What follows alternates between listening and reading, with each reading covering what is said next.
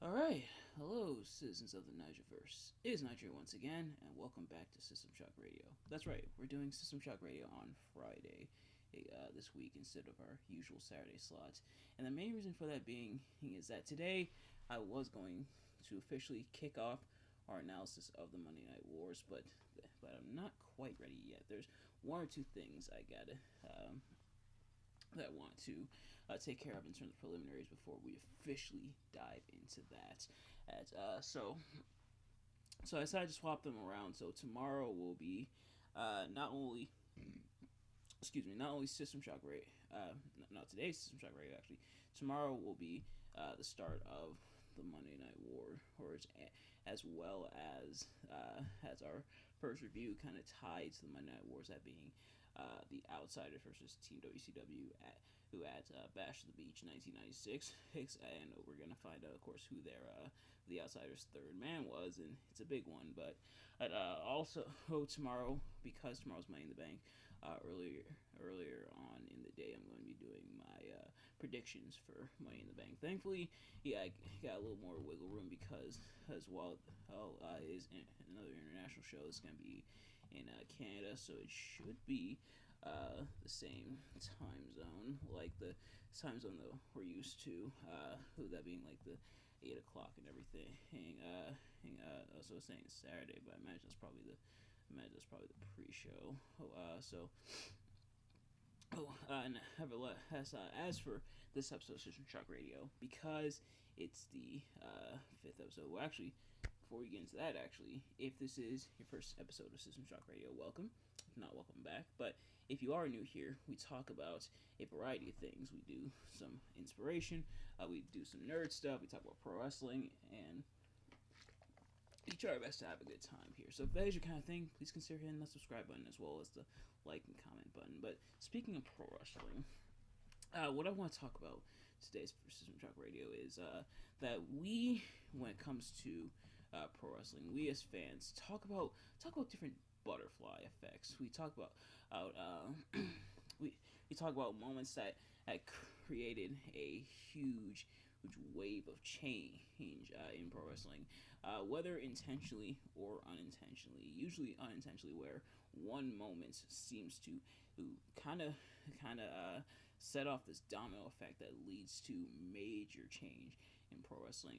We have some modern day examples, such as like what happened between CM Punk and Jack Perry at All In, which not too long ago, I actually got around to watching the full interview between CM Punk and Ariel Helwani, and I definitely recommend it because it's definitely an interesting one. But there's plenty of other butterfly effects as well. Another one that comes to mind, and another minor example, is the day one events, the first and last day one like PLE that they did. It where Roman Reigns being out for the event pretty much set up for Roman versus Brock, and Roman holding both championships, much to the delight of some, chagrin of others. But today's is another major butterfly effect, and perhaps probably one of the biggest. Is if anything, I'm kind of glad that I'm doing this before diving into the Monday Night Wars, because this is something that's going to come up later on in the Monday Night Wars. Like, what happened here definitely will help set up major change in ways that I don't think they realized. And it all started with a simple hug. Ladies and gentlemen, I am here to talk about the curtain call, aka the Madison Square Garden Incident. A seemingly small, innocent incident that took place at a house show that set up major repercussions, but also a major shift.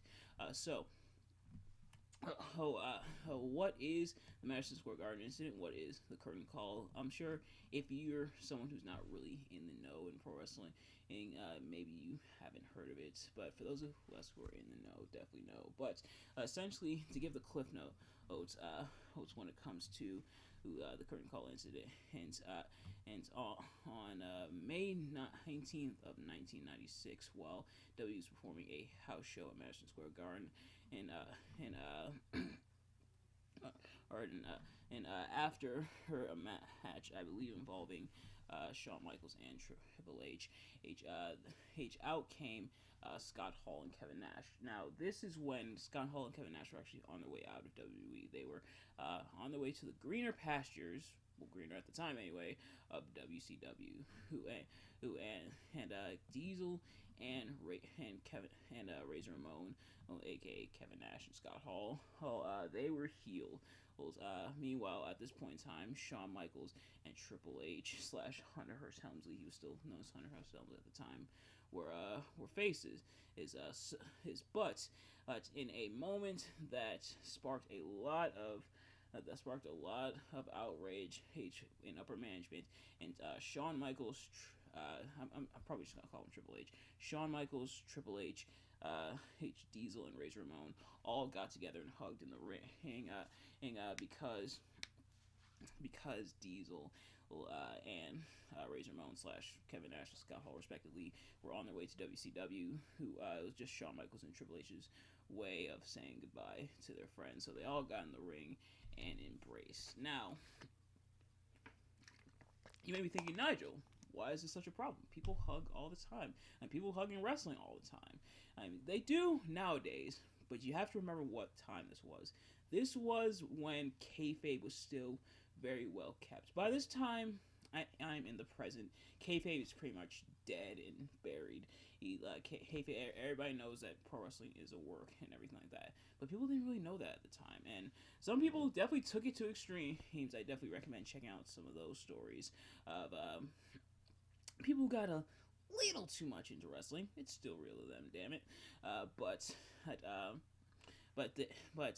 having faces and heels, aka good guys and bad guys, embracing together in the ring, that is a huge. That definitely he does a big blow to the kayfabe. Where why are the good guys hugging the bad guys? Like it'd be the equivalent of like in the Avengers movie where the Avengers are fighting. Let's say Thanos and his crew, who the Avengers are fighting Thanos. They're beating down Thanos. They defeat Thanos and everything. And then afterwards, they all get together. Everybody, Iron Man, Captain America, Thor, all the heroes get together alongside Thanos, and they all hug it out. It would look really weird, and would break the illusion. And that's essentially what had happened here. The illusion was broken, or at least the management feared the illusion was broken. Now, it probably wouldn't have been a big a deal because, like, house shows, and this is before her, and this is before, like, social media age and everything. So house shows, usually what happened in house shows back then stayed in house shows. But unfortunately, a couple people recorded and took photos. In fact, there's actually, I believe there's footage on YouTube. I'm gonna look it up real quick. Because people filmed it, everybody saw it. Everybody knew who they saw the good guys, Shawn Michaels and Hunter Hearst Helmsley, or I think no, so actually, so I got mixed up. So it was Shawn Michaels and Scott Hall who were like faces. I forgot this was Razor Ramon was a face. And then Hunter Hearst Helmsley and Diesel were heels. The MSG incident in WWE. I think the footage is here on YouTube. Who they're talking about it. Yep, here it is. So it is on YouTube, and they have talked about it. Obviously nowadays, because they can with kayfabe being very much dead at this point. But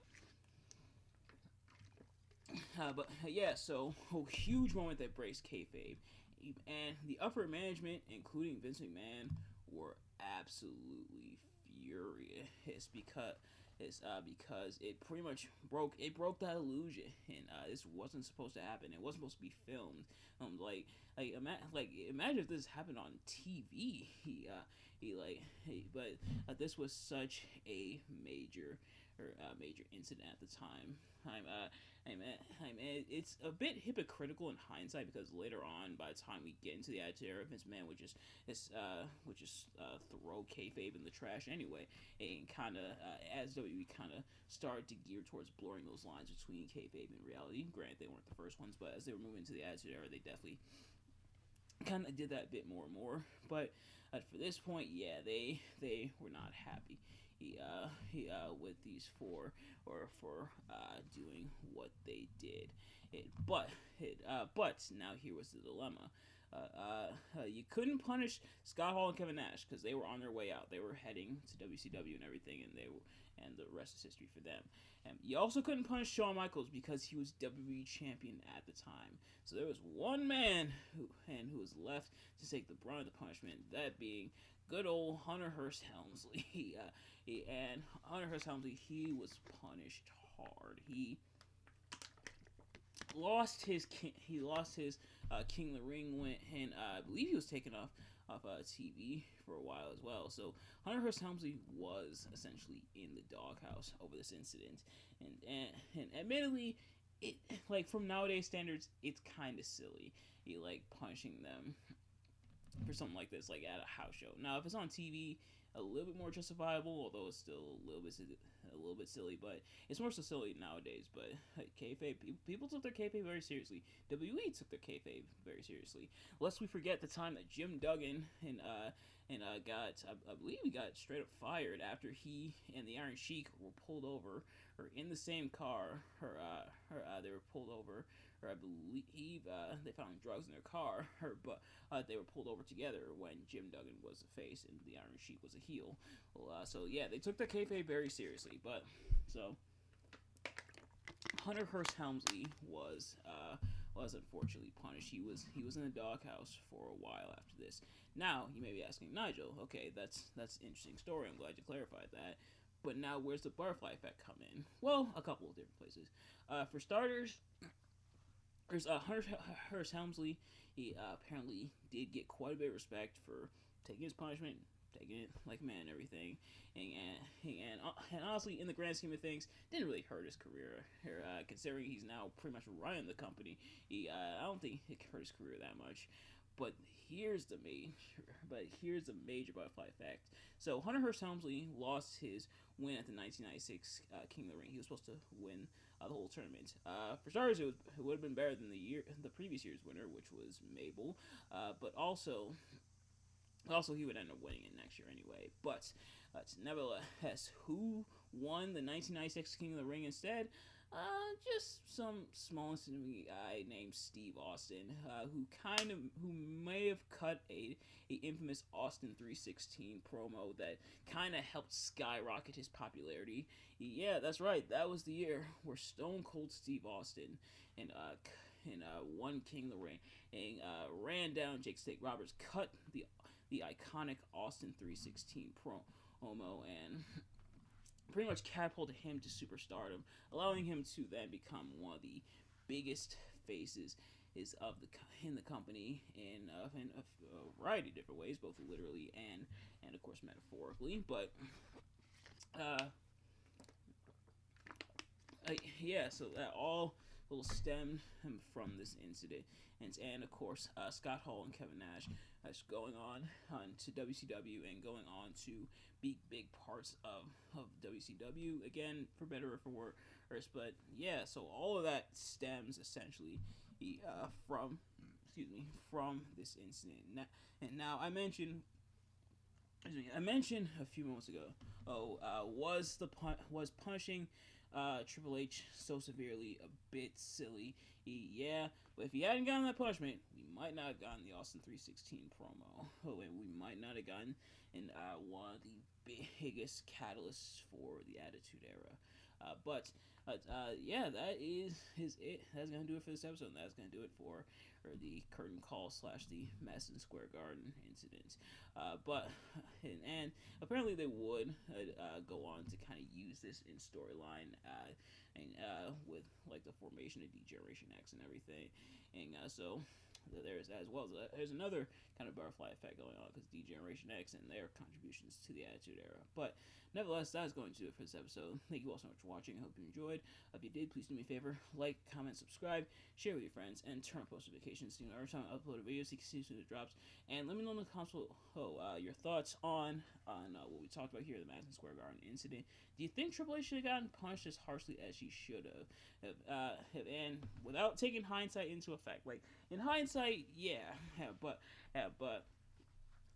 that is admittedly a bit of a dilemma because it is kind of silly, and I've mentioned it multiple times when it comes to that. But if he hadn't gotten punished, who knows what would have happened?